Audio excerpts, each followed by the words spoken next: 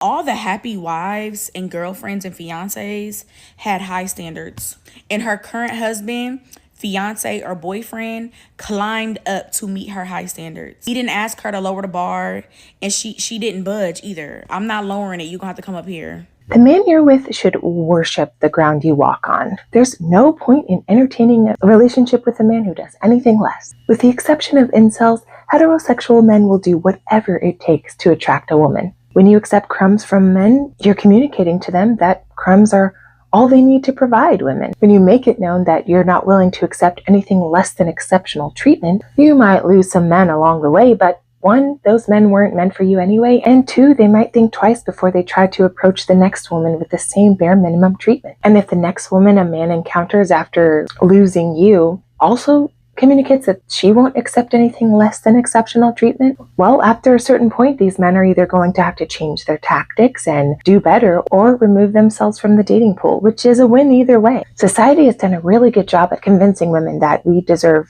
only the bare minimum treatment. We need to retrain our brains and stop accepting this as fact. As a collective, we need to stop worrying about being single, thinking it's a kiss of death, when actually being single is a great time in your life. It's a time when you get to focus on bettering your life, and this is not only going to help you in the long run, but anyone you decide to partner with in the future as well. Never be desperate for a man, because when you're desperate, you will accept poor treatment. Think about it. In one generation, women as a collective can change the behavior of men simply by only accepting exceptional treatment, because men are going to spread the word to their friends, to their sons, to their nephews, to men across the world. They're going to teach them ways in which they were able to gain access to women. And if the only message is, well, I had to give exceptional treatment, then the men who really want women, they're going to start treating that as the baseline in order to attract women.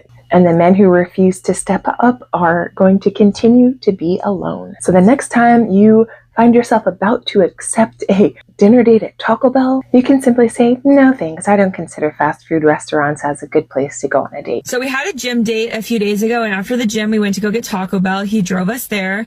I said, oh, let me pay. I hand him my card. He enters in my PIN.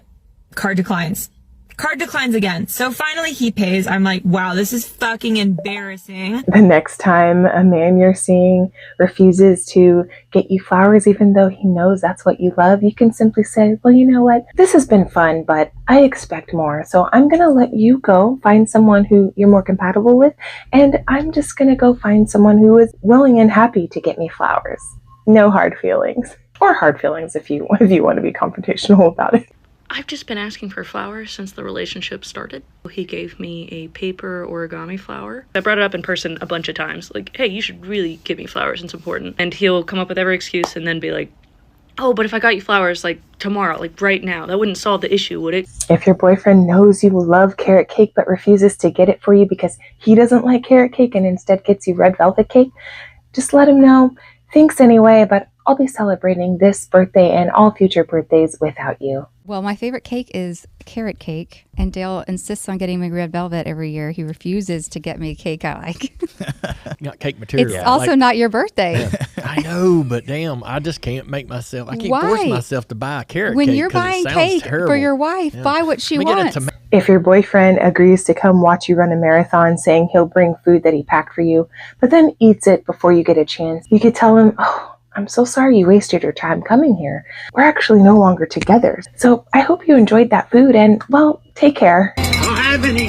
What the fuck? Wake up! I don't. If your boyfriend agrees to pack you lunch for work and then when you open it you find dog food, you can call him and say, hey, that was hilarious.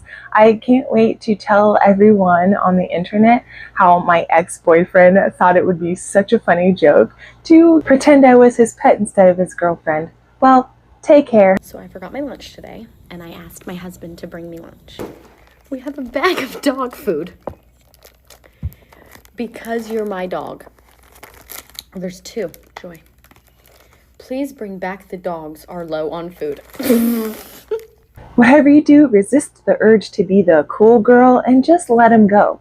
You don't have to make it dramatic. You don't have to cry or get super upset. You can just simply speak to him rationally with a level head and say, you know what, we just aren't compatible, and that's okay.